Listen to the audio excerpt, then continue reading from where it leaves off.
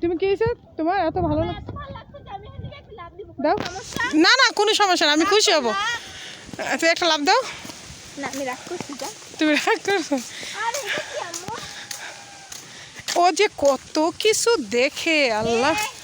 দেখেন বাতাস আর বাতাস, ঢাকার ভিতর গ্রাম্য একটা পরিবেশ এত ভালো লাগে। আমাকেও দেখানো উচিত, আমি আছি। ও আছে, ওরে দেখানো উচিত উচিত যেহেতু তোমার দেখাতে হবে। দেখেন কত সুন্দর না? হয়তো বা আর 10 বছর 15 বছর পরে এটা একদম শহর আর শহর হয়ে যাবে। কিছুদিনের মধ্যে হয়ে যাবে। তখন আসলে এই যে সুখটা, গ্রাম্য যে একটা সুখ, ওইটা থাকবে না। এই যে দেখেন একটা তাল গাছ, আমার কাছে অনেক ভালো লাগে।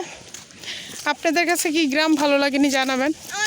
ঢাকার ভিতরে এত সুন্দর দেখেন পাকা রাস্তা, আর এই রাস্তার পাশে গ্রামের যেই একটা আবহাওয়া, সেটা যে কত সুন্দর, মানে তুলনাবিহীন। দেখেন রাস্তাটা মাশাআল্লাহ কত সুন্দর।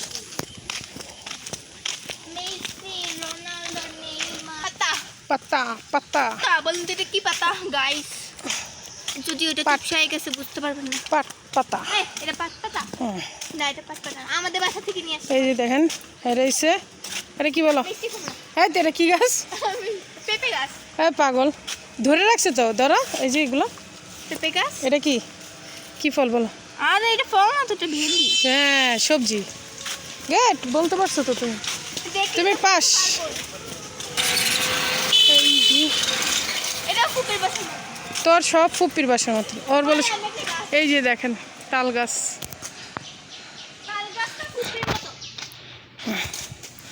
ও যা দেখে ওর ফুপির বাড়ির মতন, একদম পাকা রাস্তা, অনেক ভালো লাগছে। কার কার ভালো লাগতেছে অবশ্যই জানাবেন। কলা পাতা এভাবে ছিললে ভাত খাওয়া যায়।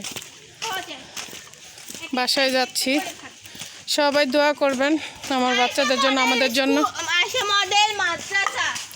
তো আজকের মতন এখানেই বিদায়, আল্লাহ হাফেজ। আর ভালো লাগলে আমার চ্যানেলটা প্লিজ লাইক শেয়ার কমেন্ট এবং সাবস্ক্রাইব করতে একদম ভুলবেন না।